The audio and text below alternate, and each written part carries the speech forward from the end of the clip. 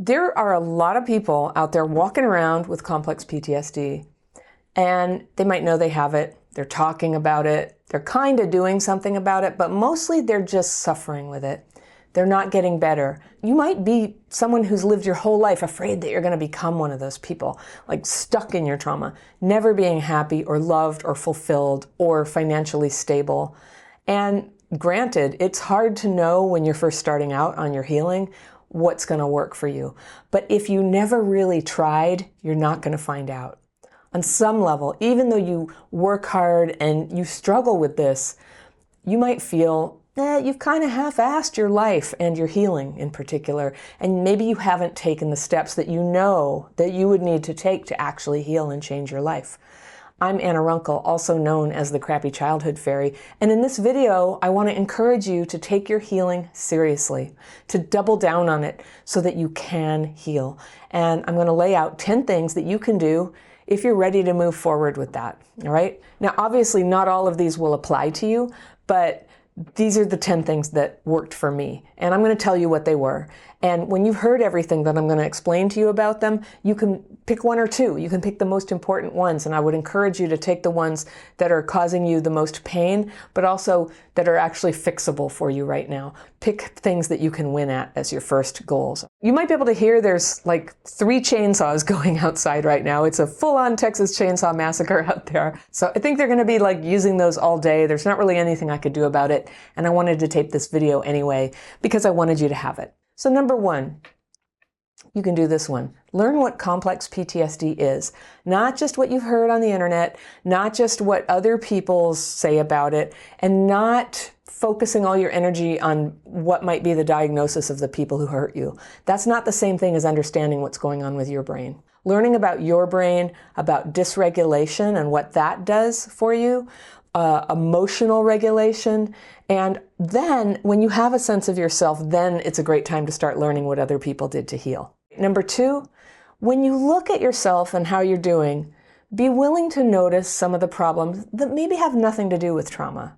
Now, it's true, CPTSD can make it hard to focus. It can make it hard to be consistent, to be kind and considerate as you want to be. It might make it hard to stay present. It might have damaged your relationships. It might have damaged your health. Okay, so all those things are out there. But everybody has a couple problems that are just kind of ordinary human problems. So it could be something like maybe you're often late. A lot of people struggle with that. You don't have to be traumatized. Trauma could be implicated in that. But sometimes that's one of the things that you just have. And the reason I love the problems that are just kind of like normal person problems is because they're a little easier to solve. You don't have to heal your brain necessarily to get that going. It could be that you need to keep your kitchen cleaner, that the whole kitchen like smells like garbage all the time, and when people come over you're ashamed. I know how trauma can drive that kind of thing, but it's a problem that anybody might have, and it's a solvable problem. I love low-hanging fruit problems, things that you can solve quickly and get a little win. Number 3, prepare to move your stories about the abuse and neglect that happened to you out of present time looping thoughts and into what I call the memory bucket. If you can imagine, there's a bucket.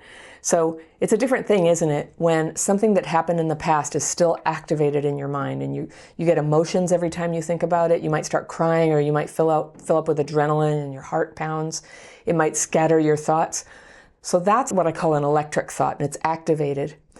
When a memory goes into the memory bucket, it's deactivated. You can remember it. If anybody asks you a question about it, you can remember all the same details about it, but it doesn't trigger this huge physiological and neurological response in you. So it's the memory bucket. So when I say get ready, one thing you could do is start to write about it, to start being truly like open-minded that you could be okay without this. And if you feel anxious at the thought of like surrendering your fear and resentment about the world, I would just say do it a tiny bit at a time. Do a little bit at a time and see what happens, and just see if when you surrender fear about something, does it incapacitate you? Does it make you a doormat? It's not been my experience that it does. In fact, it makes me more empowered. It makes me more clear about when something dangerous is in my presence, when I need to act on it. So you can try that for yourself, little bits, all right? Number 4 is stop trying to make other people not trigger you, all right?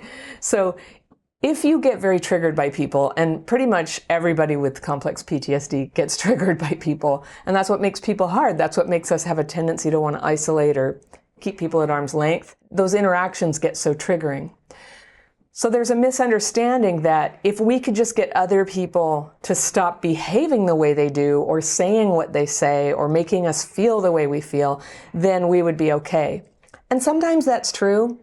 But it's usually not true that you even could, that they could stop triggering you even if they wanted to with all their hearts. The central problem is that we get triggered. The empowered approach is to maintain your control over that, to learn to calm your triggers. Now, when you can learn to calm your triggers, for one thing, you're not so triggered, and you become perceptive, and you can begin to tell if someone in your presence who's been hard for you to hang around, are they actually a great big problem for you, or are they okay? It's just that you have triggers. That's called discernment. That's one of the biggest things that we lose with CPTSD, is that ability to discern. There's so much confusion walking around, like, is it just me, or is this person a real jerk? And you can begin to have discernment about that. And what a relief. What a relief to be clear, like, this person doesn't belong in my life. This person I love, they're awesome. And I'm going to make this relationship better and safer for them by calming my triggers. All right? So you have the power to do that. The other great thing about learning to calm your triggers is that you become flexible. You become able to hang out with a variety of different people. You can be in all kinds of circumstances. You don't have to be so particular and have so-called boundaries about, I don't do this, I don't eat that, I never let people say this, I can't stand hearing it. You know, you can start to be flexible and just sort of let life happen around you and be discerning about it, mostly okay with it, but knowing when it's time to step out of a situation if you need to, have a boundary, right? When you can do that, CPTSD gets held back here. If you have calm triggers, it cannot get the better of you, because that's basically what it is. All the bad things that come with CPTSD, the cognitive, the memory, the relationship problems, right? The health problems, the headaches, the stress, all of that can't get activated if you don't get triggered. So there's your superpower, okay? If you were to do one thing, just start bringing it in and learn how to notice when you're triggered and bring it down. Now, learning to notice dysregulation and a triggered state in ourselves, that's a huge piece of what I teach in my 8-week coaching intensive. And that's a program that I teach now and then. You may have seen it. And we go all the way through, you know, what happened, dysregulation, triggers, disconnection from people, self-defeating behavior, learning to own our healing. And finally, in like the 8th week, we're working on bringing your talents into your life. All the stuff that was suppressed by all the stuff earlier in the chain where you were too dysregulated to connect with people or do what you're capable of doing. The point of our healing, it's not just to feel better. You do have to feel better. You do need that. You deserve it. But when you do feel better, the real point of healing can begin. And that's you becoming yourself and delivering the gifts that you have to bring to the world. All right. If you're interested in that coaching program, that'll be down there with all the things down below in the description section. All right. Number 5. This one's kind of high-level Jedi stuff. Stop trash talking the people who you choose to have in your life. It's very common for people who don't have CPTSD to just throw labels. You know, they're a narcissist, they're toxic. But if you really want to heal, if you want to double down on your healing, I encourage you to stop using those labels on people and instead just start noticing whatever you call it, the thing that other people do or have that's so troubling for you, the thing you're focusing on your healing is the way that you get troubled, the way that your emotions rise up or you get dysregulated, right? That's the part. That's the part where you actually have influence over what happens next. So whatever you want to call them, if you've ever had luck telling somebody, hey, you're a narcissist, I think you really ought to read this book or something, that never works. You probably noticed that. It never works. People are going to be people. Now, you don't have to keep these people in your life. The more you recover, the more you're going to get clear about who should stay and who should go. But focusing on yourself is always going to be your superpower. Focusing on, oh, this is where I get triggered. Because if you get triggered around somebody who is, I don't know, a psychopath, you're going to be really defenseless against whatever harm they're going to do to you. You want to be grounded. You want to be lucid, clear-headed, clear-eyed, perceptive, so that you can make good decisions about how to proceed when somebody begins to treat you badly. And if somebody's treating you really well, of course, you want to be at your best. You want to be able to open your heart and enjoy that relationship. Number 6, stop clinging to bad relationships that make you miserable. Now, I got to bring this in any discussion of what it means to double down on your healing. Staying in bad relationships and hemorrhaging all your energy and your cognition to a situation where you're fighting all the time, you're being treated in an abusive manner, you're being disrespected, you're sad all the time. It's going to be really hard to heal your life in those circumstances. So I understand there are relationships where there's an obligation, a duty. If you have children who are minors, if you, for the time being, have no financial means to get out, and I mean none, because I really think that living humbly is a lot better than staying in an abusive situation. Or if these are parents or family members who, have dementia, and even though they're treating you badly and it's miserable, you're honoring them by caring for them and making sure they're cared for. All right, so I'm going to set that aside. I'm not really talking about situations that are complicated by duty and promises. I'm talking about things like boyfriends and girlfriends who don't treat you well and who suck the life out of you and who are going to prevent you from moving forward with your healing. All right. Number 7 is the same thing, but for jobs. Don't stay in work that makes you miserable unless your life depends on it. There are times when we all got to do what we got to do to get the paycheck, right? But not forever. Don't let that be forever. And if the paycheck is not the problem right now, I want you to ask yourself, is being miserable at work the way that you avoid facing responsibility for your life? And I talk about this very directly because it's something that I've had to face myself too. There was a lot of time when I was still at the effect of CPTSD where if I weren't miserable, I would have to notice immediately that there was this giant hole in my life where close relationships were supposed to be, that I had superficial relationships. I was getting my self-esteem off the fact that I had a job, but I was not happy and I didn't like the way I was treated. And I stayed years working for an awful boss, years. And then I bounced around to a couple of awful bosses. The problem was in here. The problem was in the work that I was accepting for myself, in my unwillingness to make changes and to do the growth and the learning that was going to be necessary for me to take that step up. And it's hard. And I had to do it as a single mom. I ended up completely unemployed as a single mom. And I just want to say, I realize I don't have the worst problems that anybody's ever had, but to a large degree, if I could do it, if I could get going and create a way to make a living that suited me and that was a respectful, self-loving, creative, enjoyable kind of work for myself, I just think a lot of you can too. And for those of you who have other extenuating circumstances that are keeping you stuck, feel the truth of what I'm saying. Let it guide you.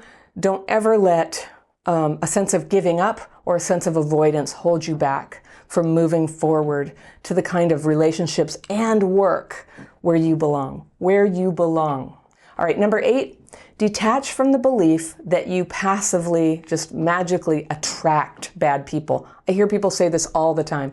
I attract narcissists. Well, acknowledge that the issue is not really who is attracted to you. The issue is who you get attracted to, who you tolerate, who you date, who you sleep with. That is the problem. And that's a much better problem to have than some sort of magic pheromone attraction to sick people. And it's true, like people who want to exploit others, they might look for people who are weak, people who have no boundaries, people who are not defending themselves. So no, don't be that person. Don't be that person who can tolerate it. I think that bad people are seeking out people to exploit a little less than sometimes they're given credit for. I think they're just knocking around looking for people who will tolerate them. And that's kind of, that's not really any different than anybody else.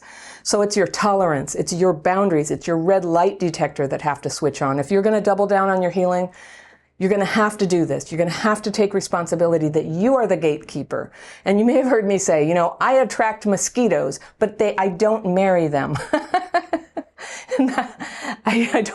What I attract has nothing to do with what I attach to. Okay?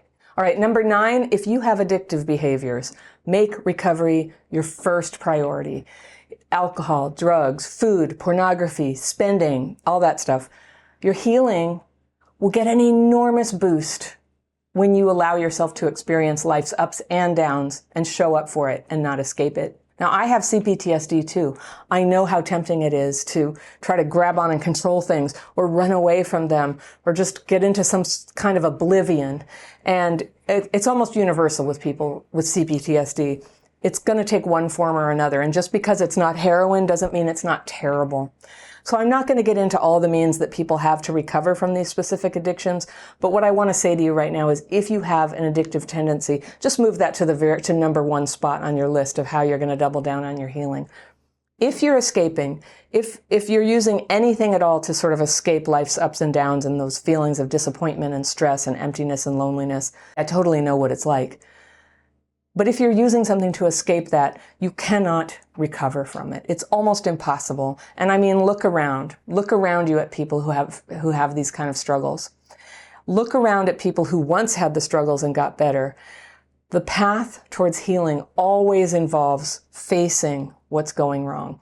And your life, even when you're perfectly healed, which nobody's going to be perfectly healed, but even if you were, life is going to have ups and downs. You're going to lose friends, big disappointments will happen, outside events will happen.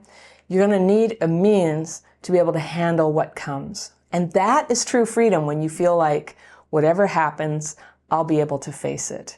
You can't just beat yourself up. You can't just read a book. There are a lot of ways that you can heal, but one of them is going to have to be a way that you self-comfort and bring yourself back out of dysregulation and into re-regulation. And when you have that, you'll find it a lot easier to overcome addictions. All right, number 10, sit down and ask yourself. It's just a thought exercise. I really like this one. Ask yourself, if I really had to solve this problem, what are 10 things I could do? And I love doing this. I apply it to all kinds of problems, but it's a really good one to do about how you would heal from your complex PTSD.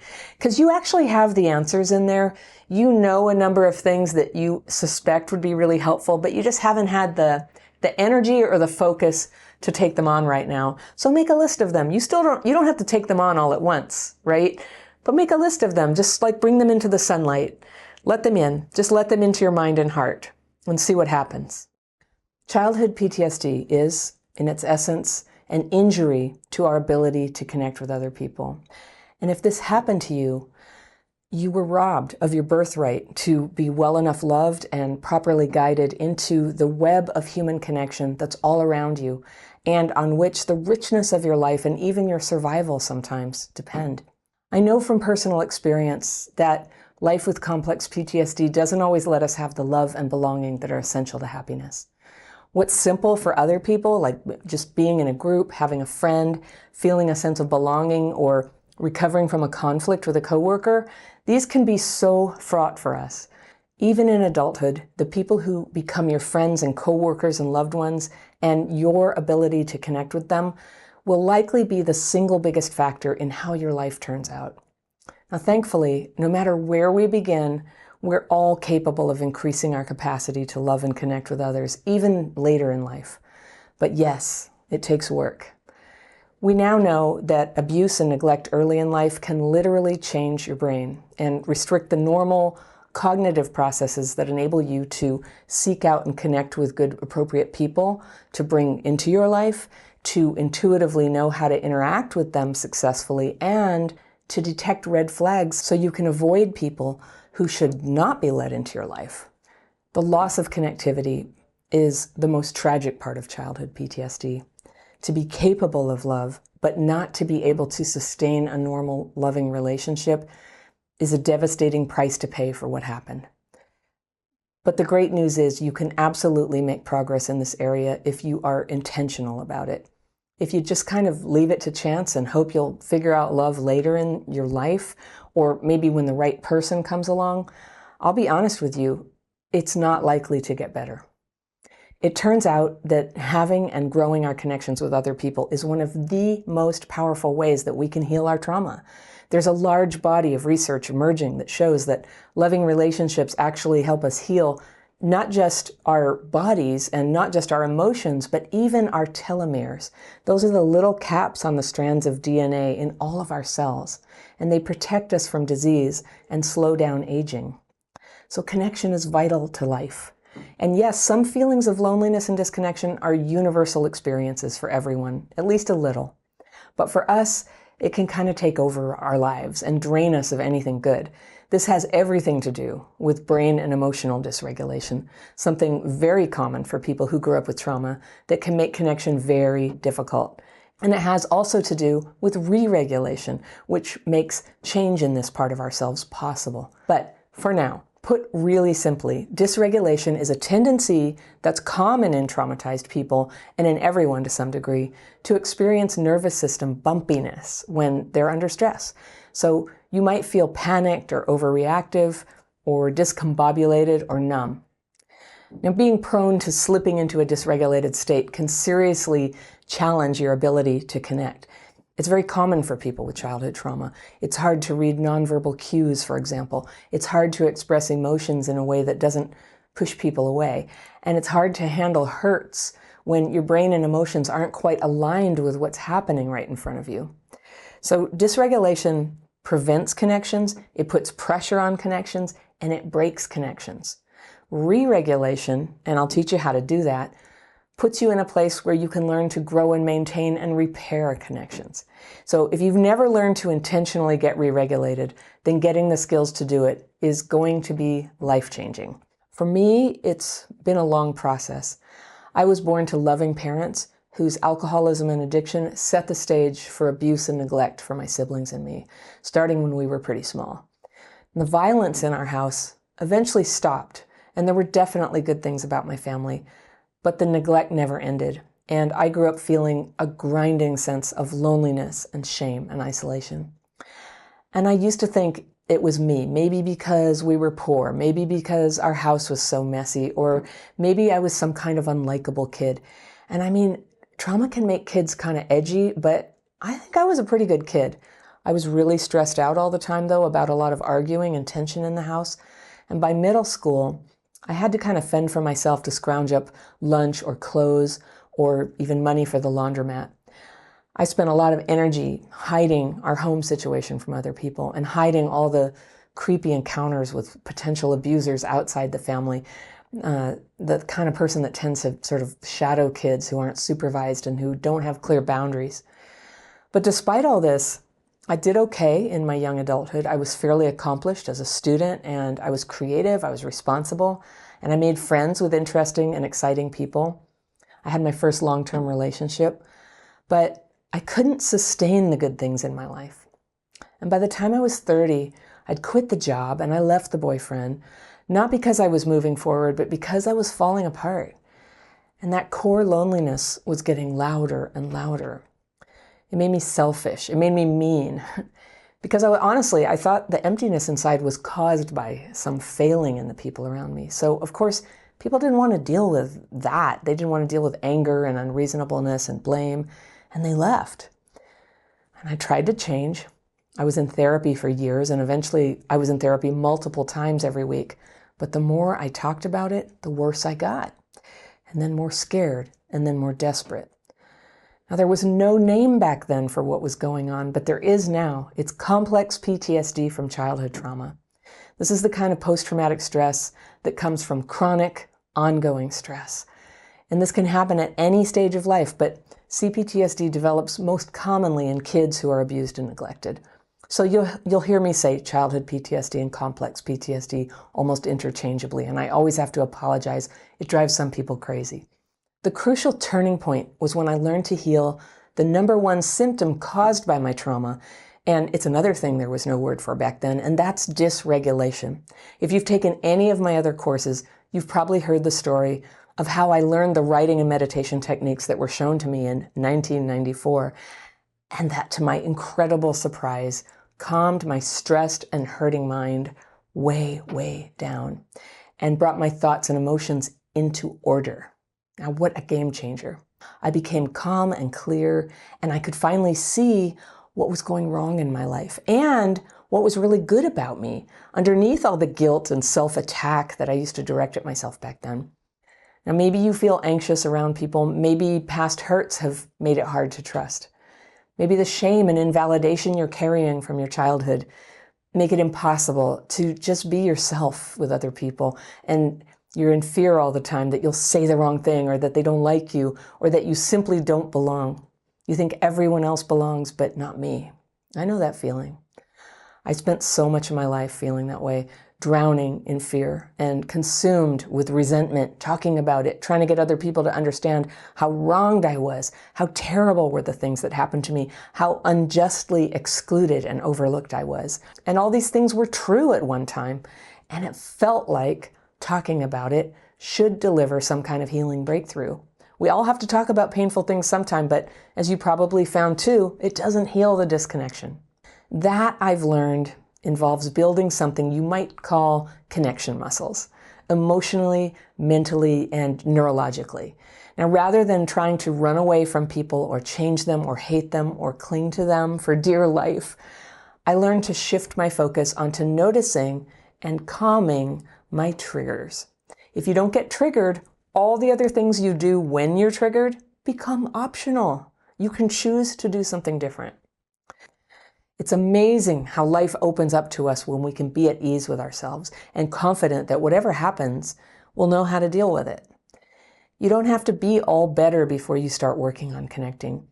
In fact, you need connection to get better, right where you are. If that's at the very beginning of your recovery from early trauma, you need it because all the other work that you're going to do to heal, the brain healing, learning your triggers, how they cut you off from people, none of this can be accomplished in isolation. So you were born to be connected.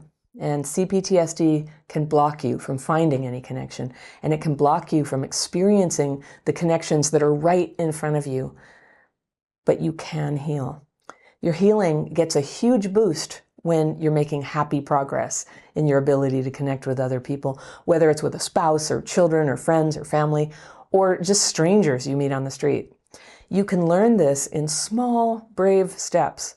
It's not always easy, but as you work at it, you get better at it. It gets easier to enjoy people and be at ease with them. You get better at choosing who you want in your life and who you don't. So there are a lot of forms of help out there that focus on the cause of trauma, what happened to you, the people who hurt you, and how that affected you. And those aspects of your story, they're important, but this course is mostly focused on present time, what symptoms you're having now, what is happening when you start connecting with other people, and how you can do that better. Now, the change begins when you believe that you can do it. You can heal.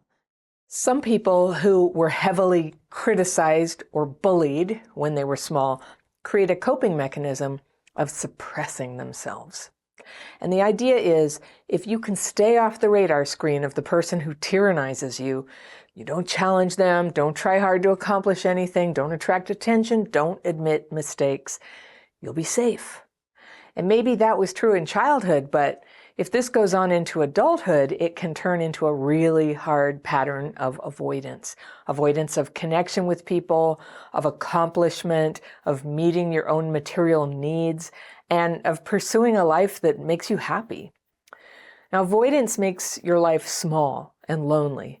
It can make it feel like some force outside yourself is making it impossible to change.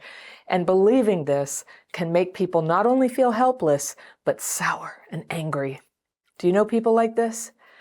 That defensive anger is kind of a self-fulfilling prophecy. They're so sure that they won't be understood or accepted, they kind of lead with criticism and blame. We all have this a little bit. Hiding, criticizing, blaming other people as a way to keep our fears at bay, that we don't belong, that we're not good enough, that no one likes us. And that resentful martyr energy really does push people away. Despite anything else that might be good about you, it can ruin relationships and the possibilities of your life. So it's good to notice it, to take stock from time to time and see if unconsciously you're actually blocking yourself from the life you want.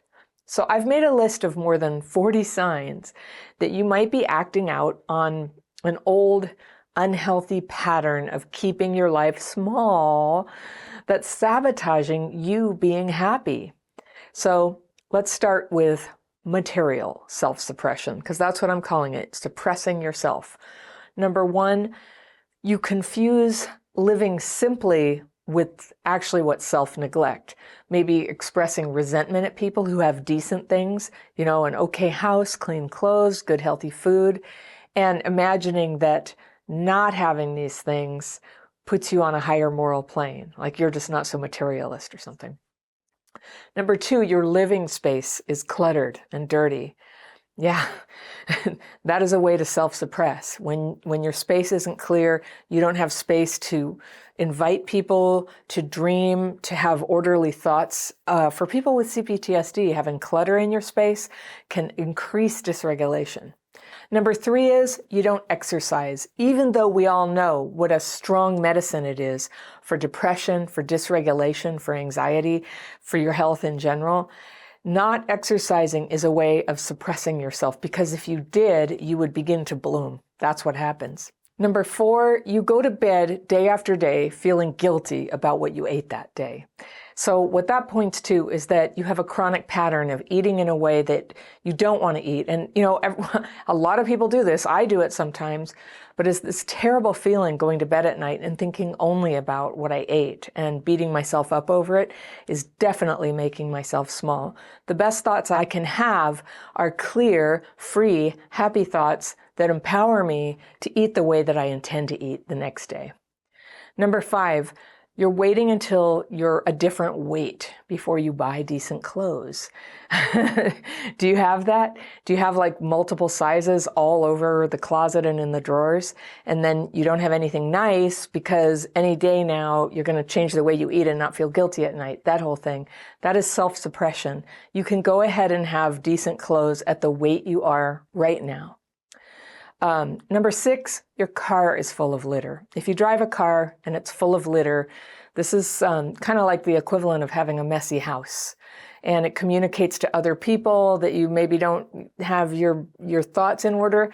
And I bet you're avoiding giving people rides places. Free up your life. Clean out your car. Make it decent. Wipe down the dashboard. Number 7, your desk is cluttered. Same thing as the car or the house, but your desk is where you sit down. If you're like me, I work at a desk, and I intentionally have a desk that's really smaller than I would like it to be, because if you give me extra feet at the end of the desk, I'll pile it up with papers. I've always got like a ton of papers and a lot of stuff going on, and every morning I get up, I make my bed, and then I tidy up my desk. And I guess I could do it the night before, but I'm too tired at that point. I get up in the morning and I tidy my desk, and I have these shelves where I put things like, this is something I'm not dealing with today, but I'm dealing with it tomorrow. And I have these really cool like colored plastic pocket folders that I put them in and by project, and they're see-through so I can see what they are. So that way I can have, 20 projects going, but not on my desk. Number 8, you don't buy yourself clothes that look good on you. That part of that goes back to what I said about feeling like, oh, there's this future weight that you're going to have. You will look a certain way in the future and then you can have the clothes. But actually you deserve to buy clothes that look good on you right now. And I know hardly anybody has money for all the clothes they would ever want. But even if you go to thrift shops, I love thrift shops, you get to pick out the clothes that look good on you. Number 9, your bras and underwear are tattered, stained, frayed, falling apart. This is a way that you communicate to yourself that you're not worth it. And again, I know they cost money, but you can go to some place like Target, and it's really not that much to have decent, proper, newish underwear and bras. And what about another form of self-suppression, romantic self-suppression? This is another way that you might be playing small. All right?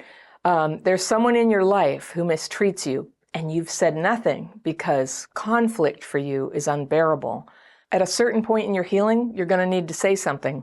And yes, the whole thing could fall apart if you're honest. But I always say, if being truthful causes a relationship to fall apart, it was never real in the first place. All right, the next one, you love someone in your life, but you don't tell them. Now, I realize that a lot of people watching this channel, it might be limerence. You can't tell them because it will freak them out, because you either know flat out or you suspect that if they knew how strong your feelings were, they would avoid you. They would, put up a boundary and not want to deal with you. That's possible. But you know what? Even if that happened, mightn't it not be for the best? Now, if that other person has a partner, I would say don't say anything, clear on out. But sometimes expressing how you really feel is a good way to let the chips fall where they may. Let your life Move forward. Let the story go where it's trying to go. Either the whole thing falls apart because of who you are, or who knows, maybe it's meant to be and you come together. But when you hide how you feel about things, you prevent the story, you get it stuck in mud. And that is an empty mud. Nothing good happens there where you're not honest about where you're coming from. All right, the next one, the person you love doesn't love you back, but you hang out with them. That is a way to play small. That is a way to take all your potential to be in love, to be loved back, and take it and just invest it in this black hole where nothing comes back out. Okay, here's one. You date someone for years, but you don't commit. Maybe they want you to commit, but you can't. You kind of want to keep it in limbo forever. Now, is limbo really the best for anybody here? If the relationship is not good enough to commit, maybe is it right to let it go and open up your life to something new that is really fabulous, that you really do want? Something to ask yourself. All right, another one. You have a partner who loves you, but you're not faithful to them. You've got something going on in secret. You can't be straight with them about how you really feel. You're tying up all their emotional energy so that you can, I don't know, have a safe haven to go to. That keeps your life small. No good thing comes to people who are dishonest like that. All right, similarly, you're in a relationship you know can't last, but you don't leave. Another way to tie up all your emotional energy and make sure nothing wonderful happens. And finally, on the relationship front, this is a way to keep your life small. You really want a relationship, but you don't do anything about it, right? This is really common for people with CPTSD, like trying to meet somebody, putting yourself out there is very triggering. Creates the possibility that you'll get rejected, that you'll feel terrible, that you'll go through abandonment melange. Abandonment melange is a very painful emotional state that can happen to people who were abandoned as kids. That's this very intense combination of grief and anxiety and rage. And it comes down upon you and feels like your life is over because somebody doesn't like you. But when you have a name for that phenomenon, you can handle that phenomenon. It's abandonment melange, and it's a emotional wave that comes over people who have that history of abandonment, but guess what? Then it passes right on by when you know what it is. You can afford to put yourself out there. You can afford to express that you like somebody and they don't like you back. But to do that, it's really important to be able to strengthen your ability to handle big emotions. I'm going to talk about that at the end. All right, here's another one. You wish you had friends, but you say publicly that people are terrible these days, and you insist they're not worth the trouble. I see so much of this in the YouTube comments, and I think a lot of these, I'm actually responding to things I see in the YouTube comments. A lot of pessimism, just pessimism about people. People suck, men suck, women suck. All women want is money. All men want is sex. All this is trauma-driven thinking. And I just encourage you, do not commit to these thoughts. Have an open mind. Obviously, there are great people out there. And obviously, love does occur. If you want to have friends, if you hope to ever meet a partner, then the cynicism needs to be addressed and healed. It needs to get out of the way so that you can have an open enough mind to go out there and have some adventures, take some risks. All right, here's one. You never have people over. Maybe you go to their house sometimes, but you never have people over. That's a sign you're playing small. One is you complain and gossip about a friend, but you don't talk to the friend about what's bothering you. So that's a way that you vent without actually solving the rift in the relationship that's keeping you not only like disconnected from them, but causing harm to their reputation. All right. It's your friend's birthday, but you don't send a note. And here's the thing about Facebook is if you're on Facebook, you can know people's birthdays and it'll come up every day that it's happening. And I sometimes talk about this man, my friend, when I was growing up, she died when we were 26 and I stayed friends with her mother. And her mother, one of her big regrets is that she stayed with my friend's father for so many years. And after he died, when she was 80, she got together with a longtime friend who was also widowed, and they had the most wonderful romance of their lives.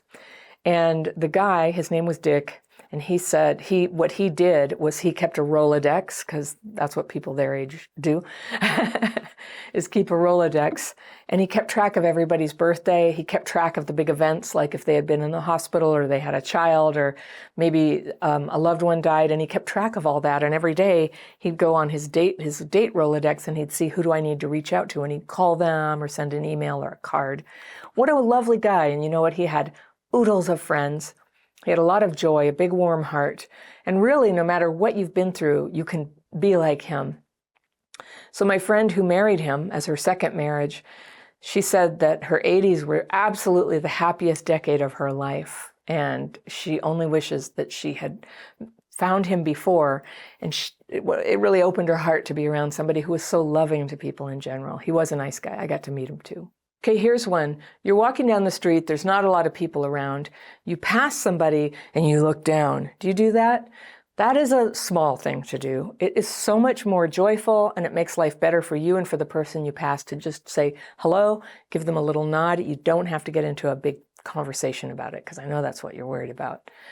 The next one, before you leave your house, you look around out the window to make sure that no neighbors around, because also you don't want to talk to them. And I know, I have some neighbors who are very, very talkative, and the minute you let them in, you give them an inch and just say, hey, how's it going? Oh yeah, it was raining. This whole conversation erupts. So this is about having boundaries. If you don't want to have a deep conversation when you say hello to people, you practice your exit lines. You go, I'm so glad to see you. I have to go right now, but take care. See you next time. And you say that and you make your exit. And now it's safe for you to say hello to the neighbors. You might be making a tremendous difference in their lives just by connecting with them. And I know it's good for you. All right, here's one. You have people you love, but you don't call them, right? Same sort of principle. Or when your phone rings and it's someone you know, you don't answer. It would be a big conversation. I can't deal with it. If you have boundaries, you can call your friends and you can pick up the phone when they call. Here's one.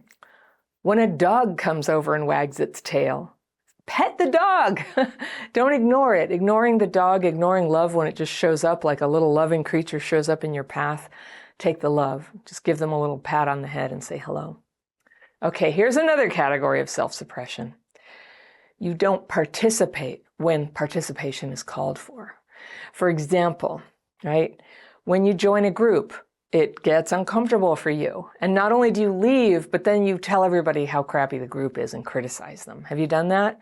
Like burning your bridges on those people. If you really don't feel right in a group or in a friendship, it's okay to leave. It's okay to set boundaries and go. But whenever possible, don't burn your bridges. Don't talk bad about those people. I mean, basically, don't talk bad about anyone. It's just not a good idea. It's not necessary. You know that old rule, is it true? Is it kind? Is it necessary? Before you say something about people. All right. When you go to a potluck dinner, you bring something cheap or you bring nothing, right? And then you don't lend a hand with cleanup. That's a way that you don't participate. Talk about not participating. As a person who hosts a lot of potlucks, I know exactly who it is who brings like a protein, who brings a salad, and who brings a 6-pack of cheap soda and dumps it on the table, I don't mind. I tell everybody, you don't have to bring anything. But I love the people who participate, and the people who, bring something that's nice to eat, and the people who help me clean up will always get invited back again. All right, here's another one. You go to 12-step meetings, but you don't work the steps. A lot of people do that. 12-step meetings, any particular meeting you go to is really only as good as the proportion of people who have some recovery there, and recovery comes through working the steps. And, this is just a little talk about 12-step life. And I know you're watching this, it might not be your thing, but it applies to a lot of situations you go to. I've been to meetings where almost nobody was working the program. They were just going there talking about how terrible everything is in their life. And you know what? It's depressing. It's depressing.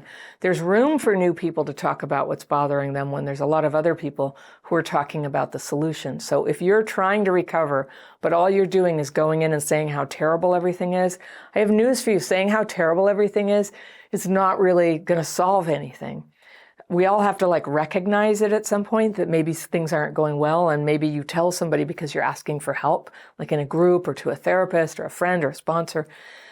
But talking about your problems and how unhappy you are at a certain point makes you more unhappy. And not only that, it brings down other people. And you would be wise, if you do want to feel happier, go to where people are talking about their solutions, how they made things better. Listen to them, match them. Start using your time, for example, in a 12-step meeting when it's your turn to share. Say what the problem is, but then talk about the tools you use to make it better.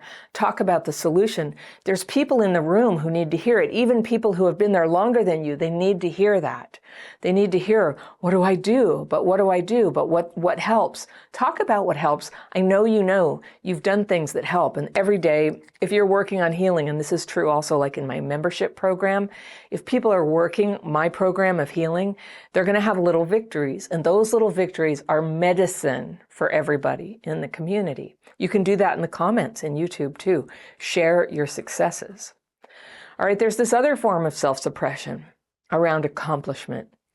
And you might think it keeps you safe from criticism and rejection, but it doesn't work. So here's how you can tell if you're, suppressing yourself around accomplishment.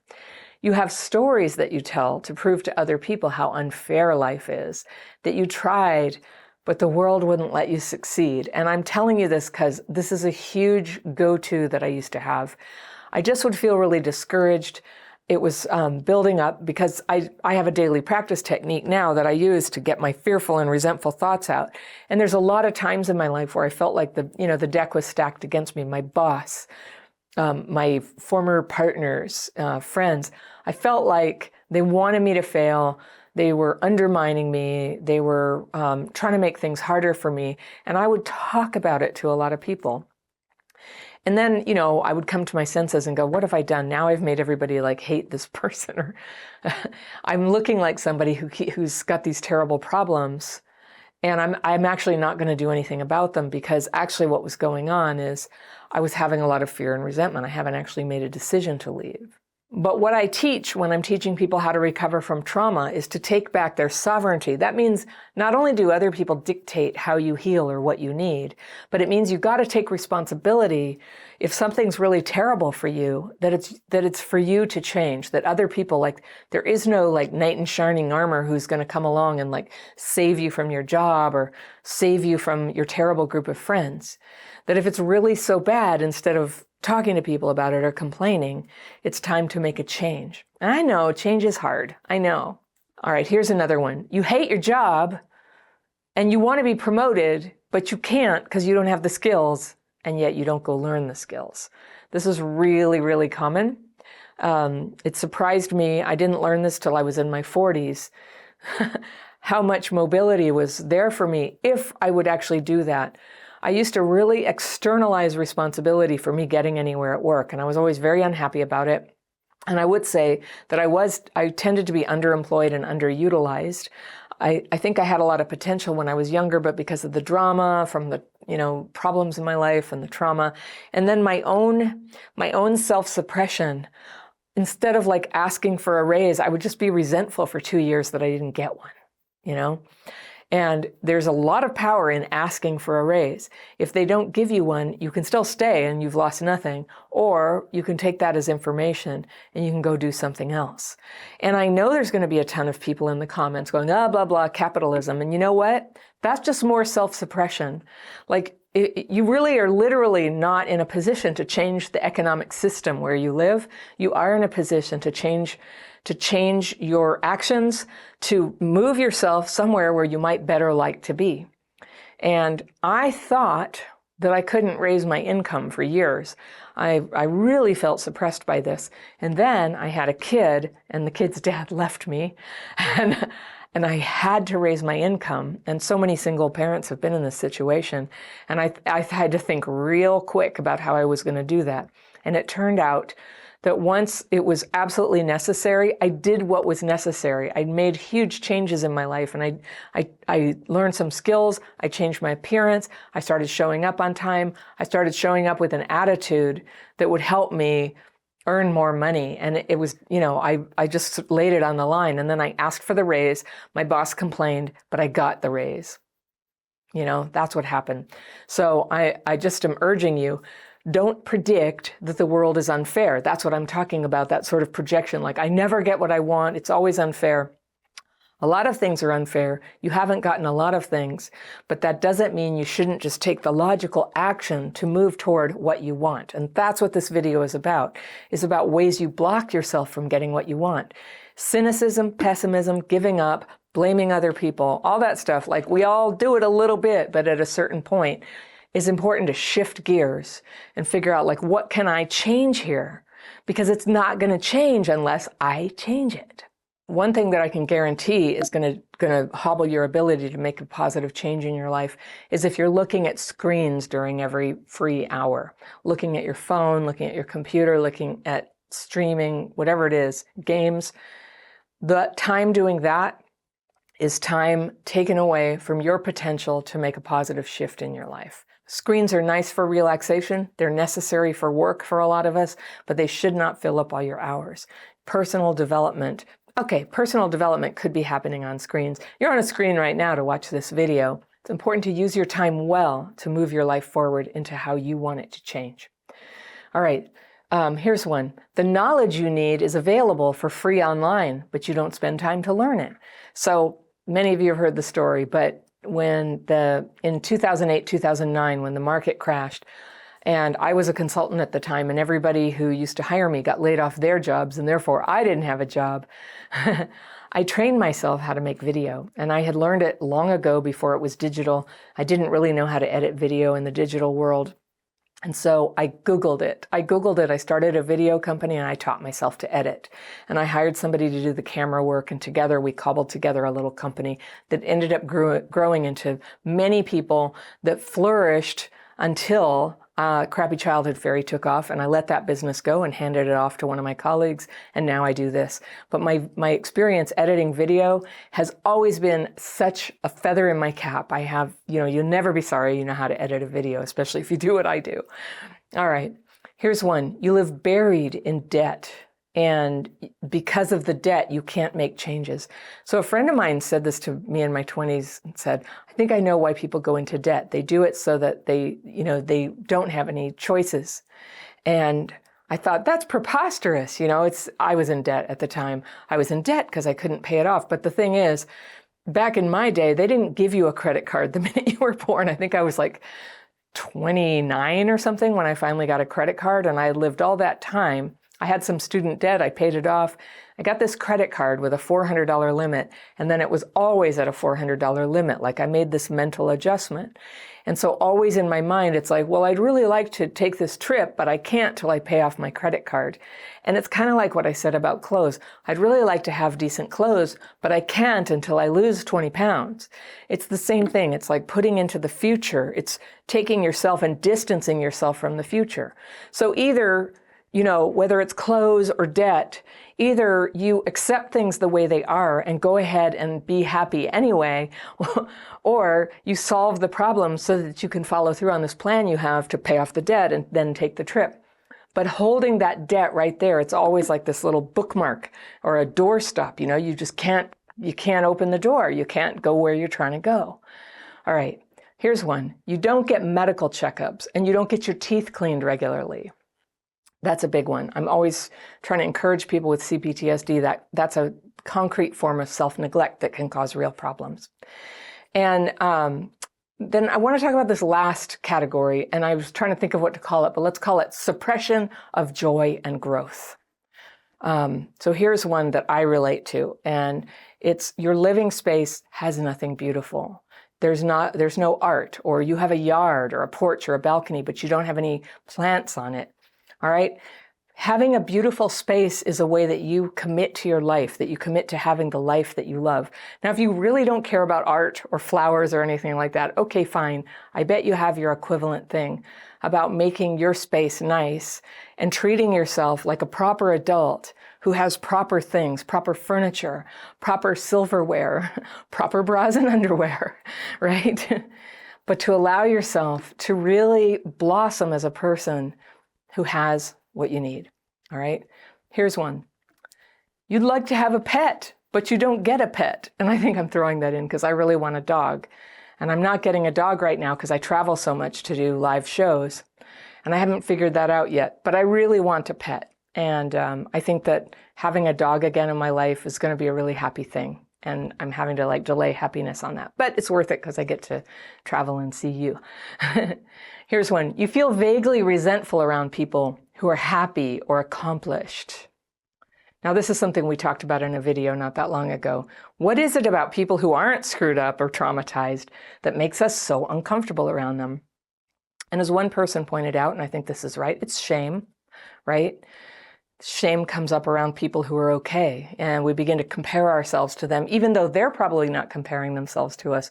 We're doing it for them and then pulling away from them. So we end up with like envy, resentment, avoidance around people who have fun, opportunities, joy to bring into our lives, great people. And that's one of my regrets, is some of the wonderful people I've crossed paths with who I allowed that friendship to just slip away because I don't know, I felt resentful or envious of how successful they were or how beautiful or how kind. So do you recognize any of these forms of self-suppression in yourself? The solution is to begin expressing who you are. And I understand quite well how that can be tricky when you grow up with abuse and neglect, because you might have a prickly side, you might have a difficult side, you might have a little bit of issue with emotional dysregulation where you lash out when stuff gets stressful. People trigger you. So when people say, hey, just be your true self, I know as few others can understand, how risky it is to just be yourself. So becoming yourself is a two-part thing. It's not just letting your true personality and thoughts hang out. It's not just that. Your true self also has all kinds of values, consideration, restraint at times, thoughtfulness, strategic behavior. Like that's part of you too. And they need to come up together where you think to yourself, do I need to mouth off to this other driver right now? Is that necessary to be my real self? Or is my real self also somebody who can be patient about somebody who cut me off in traffic, who can hold my tongue, who can go use my tools to go release that stress before it gets all stuck inside me and turns me into an angry, serrated knife, as my meditation teacher used to call me, a serrated knife. So I don't want to be that person. My real self is not that. That layer, that angry layer, was a byproduct of my trauma. And I'm healing that, and you can too. So the solution isn't just running around screaming at people about whatever we feel or things like that. The solution is self-awareness, right? The solution is self-expression, balanced, self-awareness, self-expression. So people with CPTSD, when you ask what they really want in life, quite often they can't tell you. The question brings up grief and anxiety, like, I don't know, I'll never get it anyway. But it's good to know what you want. It's good to write it down. And discovering that can be a process. A lot of people who come into my programs, I go, write down your wildest dreams of what you really want. And a lot of people will whisper to each other, is it just me? I can't even articulate it. Give it a little time. Start writing down what you know about it. Let it be vague at first. You express yourself with who you are, how you present yourself, what you say, and what you become in life. And that's what healing looks like. And as you heal, you do that a little bit. And trust me, you're going to just get all effed up in your head. Like, why did I say that? I shouldn't have. I just blurted out something. Now everybody thinks I'm an idiot. This is part of healing. This is part of it. So gradual, incremental experimentation, it always involves some fumbling, all right? It always involves some failure. And if you've lived your life in fear of criticism, because that's how it all started for you, you're going to need support. You're going to need perseverance to just keep going one foot in front of the other, becoming your real self, expressing yourself. So this is what you would have been doing as a child if you would have been free to be yourself and supported to learn how to be yourself. Now, maybe there's a little developmental delay there, but now is your time. You're going to need tools. You're going to need books, videos, courses to guide you. You're using a tool right now watching this video, so that's great. You'll need support from actual people, maybe friends you already know or friends that you meet because they're in little pockets where people work on themselves, maybe in a 12-step fellowship or a support group, maybe in my membership program if you're already in that or you're interested in it, check it out. If you're a self-suppressor, It's like I'm telling you something horrible. You're going to have to deal with people. That's impossible, you're thinking. But it's actually quite nice if you can go slowly. And it's necessary, because if you're left to your own device, honestly, you're very likely to fall back into self-suppression, justifying that suppression, and playing small. So if you want a really gentle way to get started to try to handle the feelings that come up when you expand your comfort zone like that, you can try my daily practice techniques. That's why I'm always talking about them. They really help with that. It's kind of like opening a window on a room that's gotten stuffy and steamy with cruddy thoughts and feelings. It lets fresh air in. It lets the bad stuff out. And sometimes it makes a space for a happy thought to come in that leads you to your next step. You have an idea, an inspiration. I know what I can do next. If you go look at the comments under my videos on YouTube, you'll see basically two kinds of comments. And one is the kind that comes from people who are totally stuck in their early trauma. I'm Anna Runkle, also known as the Crappy Childhood Fairy, and I teach people about the adult symptoms of childhood PTSD and how to start recovering so you can get back on the path toward a happy and connected life. And I emphasize connection because I believe that at its heart, childhood PTSD is an injury to the ability to connect. That injury to connection is the starting point of a whole world of problems that so many of us experienced as a consequence of abuse and neglect in childhood. So to recover from that, I teach people a new way to focus their healing, to shift the focus off the past and off of other people and onto their own symptoms. Because that, right here in the symptoms we have, that is where healing is possible.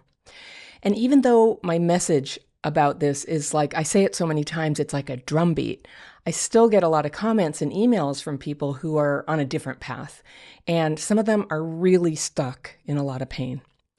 Now, in case you're in that group and you just haven't come to one of my courses yet, or my coaching, or one of my Zoom calls, I want to tell you how to get out of that stuck group and into the other group, the group that's not stuck. They're healing, they're moving forward, they're changing their lives. And I'm going to describe how they're doing it. Now, I'm not a doctor or therapist. I'm just someone who recovered from my own childhood PTSD. And I've learned from both my own experience and from working with thousands of people who went through neglect and abuse in their childhood. And because I've watched some people have amazing breakthroughs that changed their lives, and I've witnessed other people stay miserable and stuck and disconnected, I've come up with a couple of observations. Now, if you're miserable and not progressing the way you want to, the way you need to progress, I want you to stay with me here just through the end of the video so you can see what I'm seeing as I hear from all of you who engage with my content about the patterns that are working and the patterns that are really just making people who want to move forward feel miserable. So, okay, two basic self-concepts that I'm observing. The first is what I notice in people who are working really hard to figure out the problem caused by their experiences and to find the solutions that seem to help them get better. Now, not everything they've tried may have been helpful, but they're active in this project and noticing where they got lifted up and where it didn't really work, where they fell short. And in the comments, you'll if you read them, they're sharing these nuggets of their own wisdom. They'll say, I tried X, Y, and Z, and X really sucked, and Y was amazing. And there are clear signs in them, signs that I normally recognize that someone is actually healing. They will say that they're getting along better with people. They feel more at ease in groups or when they're alone. And this is kind of an advanced stage of healing. Their talents and their gifts will start emerging and filling up their lives with a sense of purpose and actions that are helpful to other people. Now, for this first group, they're subscribing to my channel because, and this is what they tell me, it's practical, it's solution-oriented, it's based on not just theory, but real experience about healing that they relate to. They're feeling not alone anymore. And for people who are having a breakthrough in their healing like this, it feels exciting to try out new tools and ideas and see if there's something in there they can use. They want inspiration, they want action steps, they're ready to go. Now you can tell I like that group, right? But I also love the second group. And these are the folks where the breakthrough simply hasn't happened yet.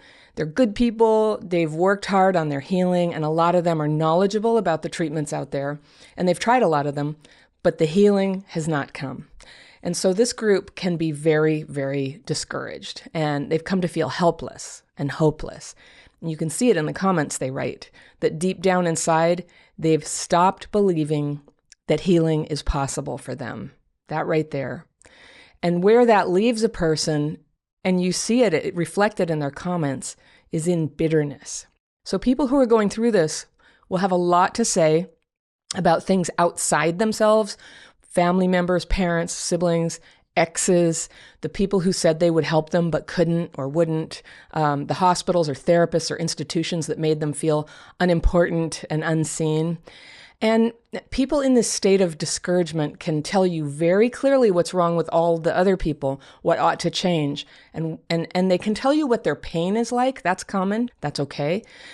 But this second group, the discouraged and stuck group, what's also clear is that they have a very vague or non-existent concept of themselves, of what they'd be like without the emotional pain.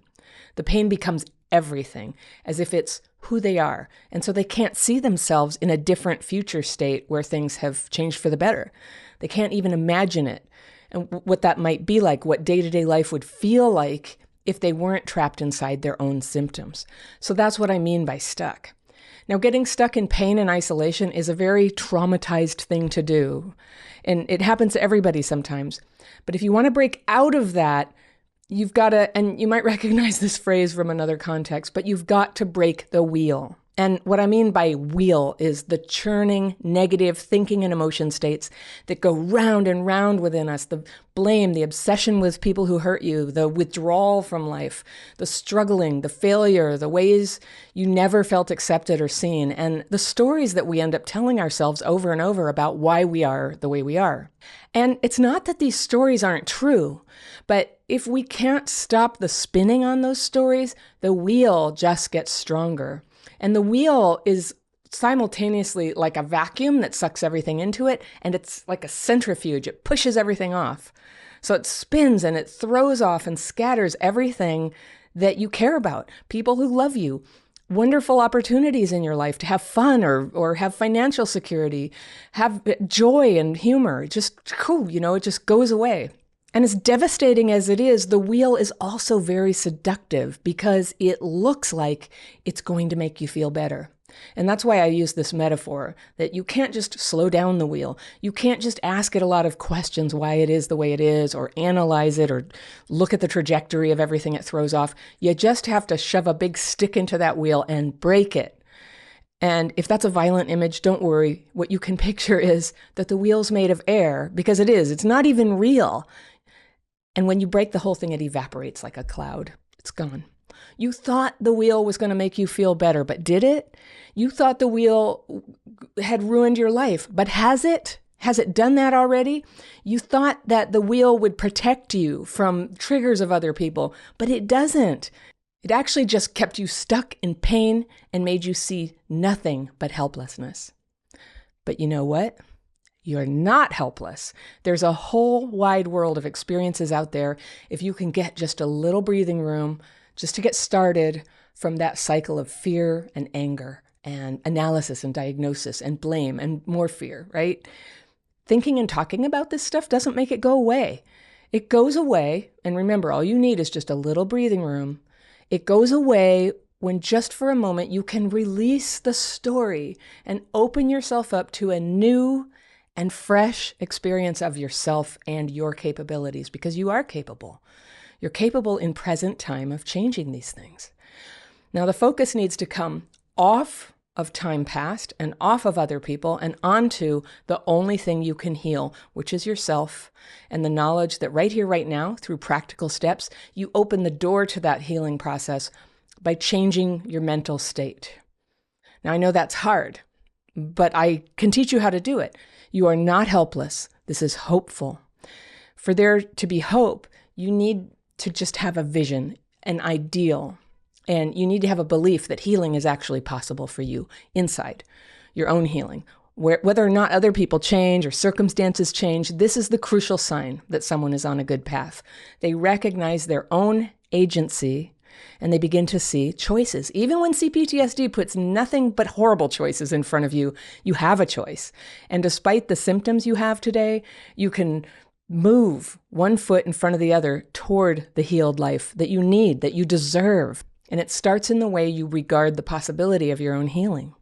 Because if you're telling yourself that you're totally damaged, that you're hopelessly screwed up, then whether you mean to or not, you're disconnecting with your life and all the people in it. People generally have a lot of compassion, but when they sense that negative wheel spinning, it's like a hum you can feel in other people, right? And what do? You pull away. And the very thing that you're longing for, which is for them to come toward you, to help you, to be connected with you, it can happen. And you're like, why can I not get some support? Why doesn't anyone believe in me? Can't they see I need some help? And yeah, it's a harsh place to be. So how do you even begin? If you can just do one thing today, I'll keep it really simple for you. Just get it into your mind what it will feel like when your PTSD reactions to life are reduced. You want to give it a little try? Okay, let's take a minute and walk you through it. Imagine that you're in a stressful situation that's normally triggering for you, a party, being at work, getting your feelings hurt by somebody you care about. Now remember what it's like when you start getting dysregulated and reactive to the situation, okay? We're just going to dwell on that very briefly. Don't go way into it, but just try to remember what that's like. You might feel tight. Your heart races. You want to lash out. Maybe you want to go silent. You want to get numb. And you get scared that that same old part of you that screws things up and always comes out when you're triggered is going to happen again. Okay, that's all you have to do. Let that go. Now, in comparison, imagine you're in that situation, but your PTSD symptoms are 50% less. All right? You feel a little rise when you're triggered, but it doesn't go over the top. You don't lose control. You still have choices about what you say, what your facial expression is. You can decide to stay in the situation or not stay. You have that flexibility. So would that kind of reduction in your symptoms change how that all turned out for you? Would that make a difference in your life if you could do that long term whenever stressful situations came up? Would being strong in this way allow you to change some of your circumstances, relationships, career, physical health, your ability to share your gifts with the world? Things you couldn't even imagine before because you've been working so hard just to try to see how you get from where you are to just a little bit ahead. But now there's something way more possible out there for you. And if you can just let that in a minute, what you've just done is you've joined the ranks of the first group I described, the ones who can see a better future and who are more likely than anyone else to actually get there. So see if you can let that in today. You can just kind of sit with it, or you can take action steps on it. You can click on the links to my courses if you want to. They're always below my videos in the description section. And if you're only ready for one small step though, try this. Just stop telling yourself the terrible story of your life. You break the wheel when you can believe and connect with a better vision of yourself. And then when you start taking action on it, even if it's small action, it leads to change. You can do this. I've seen many, many people with really difficult pasts begin with small steps in that positive direction, and then it gains momentum and it gains momentum, and soon real substantial life changes are carrying them off into the future. And this can happen for you. You can change. Growing up abused and neglected has an almost universal effect of draining people of their innate power. You lose the sense that you are good or that you have agency to make anything good happen. And it takes a lot of will, a lot of resilience, and some luck to remember who you are and to stay connected to your natural sense of what is good, to know that you are good and it's worth working on yourself and worth trying to become more than you are right now. So what do I mean? Kinder, for example, more healed, closer to people, more connected, more structured in your life, more patient, more capable, more creative, more financially secure so you have choices and a little bit of mobility. Everyone wants these things, but when you've been traumatized, it has a way of disempowering your ability to accomplish them. The dysfunctional families where so many of us grew up may not have intended to blot out the good in you, but here's how that happens, okay? I want to outline 5 ways that growing up traumatized can disempower you, and then I'll talk about how to heal. Okay, so here's how it begins. Parents' behaviors, if not their actual put-downs of you, imprint you with a limited or negative vision of your future self. Your potential, your talent is neglected. It's undeveloped. It goes dormant. No one is there to guide you and push you along. You're left to your own devices to learn self-determination and persistence and follow through. You can see why that's so hard, right? All right, the second way that dysfunctional families can leave you disempowered. Trouble at home isolated you and alienates you from other people. You hide. You learn not to stand up for yourself. You learn to check out, to give up, and put up or shut up. You know, you may have even been told that. You learn to resent. And this guarantees that you're going to be alienated from non-traumatized people who are, you know, more or less happy and functional, who could have modeled realistic goals and healthy relationships for you. They could have offered opportunities for education and career, and maybe you got some of that in your life, but what you learned at home may have undermined that. Having no positive connections with people who are engaged with their potential in a positive way, it's not just about class and money, it's also very much about being around people who are hopeful and confident and who keep their heads together and who have social grace and who earn a living. And this is like medicine to a traumatized and demoralized kid. I know it was for me. Did you have these people in your life? Did you have it at home? When you met people like that, were you able to feel comfortable with yourself around them, or did you have to avoid them because they were so triggering for you? Number 3, in the ways that dysfunctional families can leave you disempowered is now that you're alienated from the people who are like hopeful and have goodwill and, you know, to try for things, what's left are all the other people, the people who are troubled, just like your family, who feel cynical and stuck and who are very prone to discourage you if you were to step up and shine a little bit. That's a phenomenon that happens with people who are hurting because it threatens them, you know, that they would have to face that they also are meant for more in their lives. And that's painful when you can't do it, when you feel like you've failed, like there's nothing you can do. So when you're standing in front of a troubled person like that, shining like a bright light, proving that shining is possible, well, a healthy person feels happy for you and happy to be around you, but a disempowered person compares themselves to you and feels bad about themselves. And all they can think to do is blame you for the way they feel bad. And so they pressure you to feel bad too. There's a lot of peer pressure, you know, not to raise your hand in class, not to show off, not to brag. And this happens to everyone who takes a step up. It's as if there's a nefarious force. That's what I call it. When you move up, it comes and tries to pull you back down. And it might be coming from other people, or sometimes it just comes from within. And at first, it feels like something good, like, oh, thank goodness, I can just relax and quit trying so hard to fit in. Because it's hard to stand strong, and it's easy to give in. It's easy to just give up and let go and be resentful. But if you do, that only increases the instability and the drama and the loss and the isolation that you were trying to leave behind. And you start thinking, well, what's the point? People suck. I suck. What was I even thinking trying to heal my trauma and become something more than I am right now? But of course you have that thought. That's a good, healthy thought that's still there in you, ready to shine. Number 4, that the rough family past can leave you disempowered is you're vulnerable.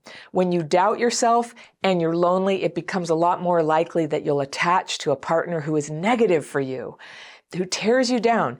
You meet them and, oh, they feel like home. It feels like love at first sight, but you know why that is. Because it is like home. It's like your family of origin.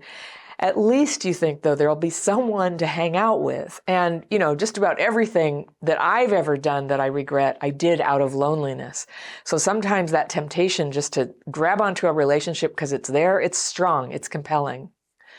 But when that kind of relationship continues, Your unmet emotional needs, which is what all of us from dysfunctional families have, it will drive you to bond too quickly with someone you already know is not good for you. You end up talking yourself into it. What's the harm? I could do this for a while. We've all done it before. But then in comes more problems that limit your positive vision of your life. Your confidence takes another hit, and your social circle gets smaller and smaller. And it's one thing to go through this with your family of origin, but when your partner is someone who brings you down, that's how we pass it on to the next generation, okay? That's now generational trauma.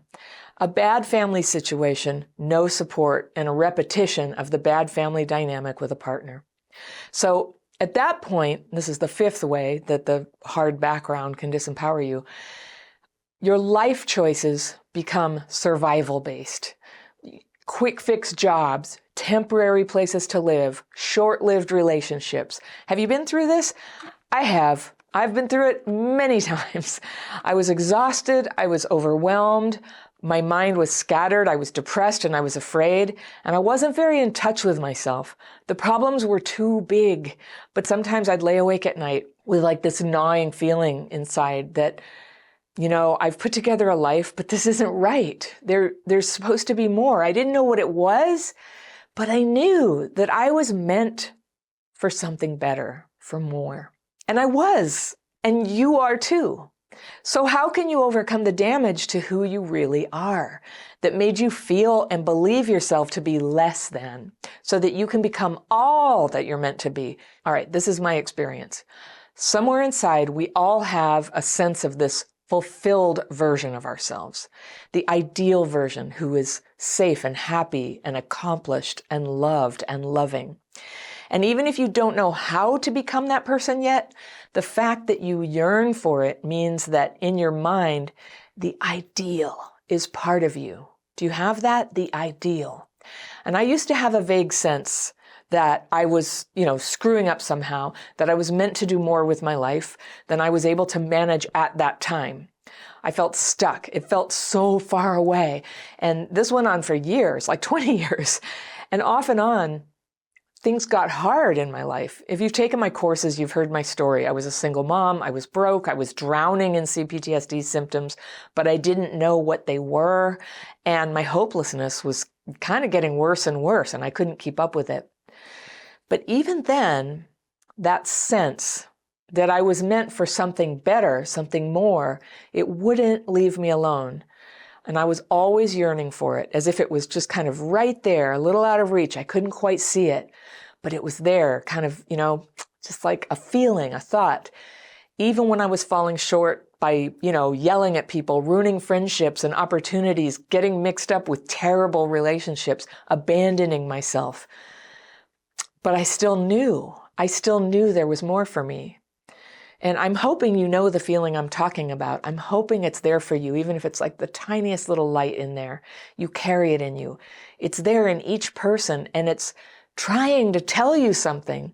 Even when everything's hard and you're totally lost, it's like a faint little light showing you the right direction to go, where things can get better. Let's take a small thing. You snapped at someone today, and then maybe you beat yourself up a little bit about how you acted, feeling ashamed. It feels bad. But that fact that it bothers you is also something sacred about you, because what it signifies is that you have an innate sense of what kindness is.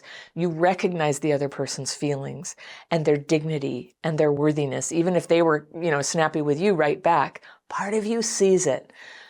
We all want to be recognized in this way, as dignified and worthy. And when you're too overwhelmed to recognize it in other people, you feel that pang of shame. And that is the best in you, reminding you who you really are, even when the worst in you is coming out.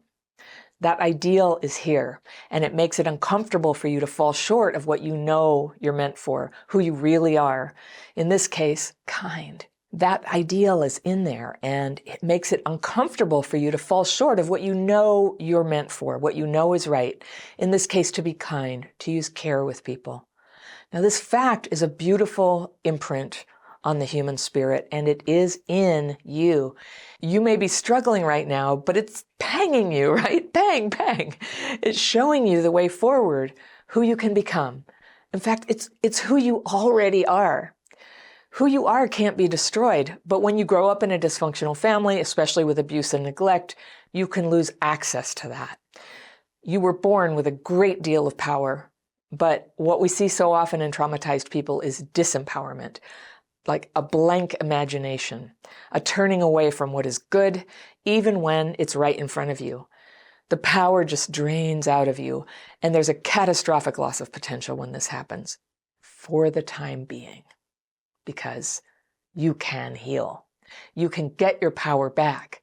You can become re-empowered by healing your trauma symptoms and changing your life. Now, you hear that word empowered, and the word kind of bugs me because mostly it's used by people with a savior complex, saying they empowered someone else to become the way they thought they needed to be. But really, you empower yourself. People can take certain aspects of your power, they can take your material goods, they can take your freedoms. And I know that has happened to many, many of you. It happened to me. But healing means that in whatever outer circumstances you find yourself, you have access to your innate power from within, your power of discernment, your power of imagination, your power to recognize truth and change your mind and create a life. Your innate power comes from inside. It comes from freeing yourself, or mostly freeing yourself, of trauma-driven thinking. And the trauma-driven beliefs and emotions that flit through your mind and heart all day that are echoes of the bad thing that happened in the past, you free yourself. Fear, I'm no good. Fear, nobody likes me. Fear, I can't focus. Fear, I don't work hard enough. And fear, I work too much. And fear, it's too late. And fear, everybody has love but me. And these are the thoughts that I put down on paper twice a day, that kind of thing. I put it on paper twice a day and I ask for them to be removed. You can ask like I do, or you can release them. If you want to learn my techniques for how to exactly do this technique, I can show you. It's a free course. It's called The Daily Practice. You've probably heard me talk about it. It's always linked down in the description section and on my website. And it's easy to get to, and many, many people take it and enjoy it. Your trauma-driven thinking that this daily practice is helping with, it is what glues you to the disempowered version of yourself. It has to go. You make a little progress and then you fall back sometimes. But if the terrible things that were said and done to you are dominant in your life, like you keep thinking about them and talking about them and they define who you are at this point, that's going to keep you disempowered. What happened to you is real and it hurt you, but it does not define you.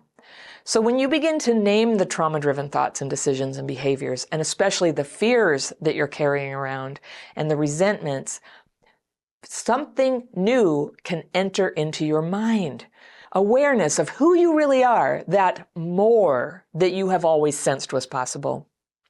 But you were afraid to hope for it or try for it. Trauma-driven thinking tricks you into thinking you have no choice, and it scares you into thinking that you can't leave terrible situations. When you have less fear and less resentment, that trauma-driven thinking clears away like a fog, right? And what appears are choices. You don't have to stay in some terrible job. You don't have to stay isolated forever. You don't have to keep putting up with abusive treatment. You may not know exactly what the alternative is or how to get there yet, but when your real self is alive and empowered, knowing that you deserve better, then that first step out of the problem becomes easier. And from there, the next step appears to you, and then the next one. And this is how healing works. One clumsy little step in the general direction of that little light, just healing a little at a time. With healing, you can see your next steps. Your choices appear on the horizon, and that well of innate power can fill up in you to act on those choices. It's one thing to see them, another to act. You need both. You need power to do both. Change happens with a series of small steps that you can take with a spirit of experimentation. That's a good way to do it. You think, I'm not totally sure that this is the right thing I'm choosing here. What happens if I say no to this choice in front of me? What happens if I say yes? Sometimes you have to learn by trying, right? What happens if I speak up when I have something to say? What do I do if I totally just mess everything up and choose the wrong thing? All of these are good actions. You have to crack some eggs to make an omelet, right? You have to make some choices, and then sometimes you have to back up and correct mistakes you made. But with support and tools, you can have the freedom and fluidity to keep making mistakes and trying things and have your successes and take feedback from them and learn and progress and get through that developmental delay that happened to you because of your dysfunctional upbringing and mature and become fulfilled. I call it a developmental delay because in the family of origin, you didn't get to try the things that were necessary for you to develop because you were living in survival mode or you were getting put down or there wasn't the money. Now you get to try. And yes, it's scary. And yes, there are risks. But here's what keeps you strong. Good tools. There are many good tools out there. And if you want to use the tool that helped me move out of that trauma-driven state that I was in for decades, it's the daily practice. Sign up for that. Seriously. It's always down below. I'll point to it at the end of this video and you can click on it right there. It really is free. And if you sign up, you can join me in free Zoom calls where we use the techniques together and I answer questions. And it is an incredible experience for me every 2 weeks when I lead those calls. Hundreds of people come. These calls are the great joy of my life. I would love to meet you there. You'll also need support from people in your life who are not part of your trauma-driven world, but part of your healing world. People who are walking the path of healing just like you. Ideally, you want them walking the same path so that you can support each other in trying to apply lessons that you're learning. Some people do that in 12-step programs. We have that here at Crappy Childhood Fairy in the membership community. That is something you might want to check out.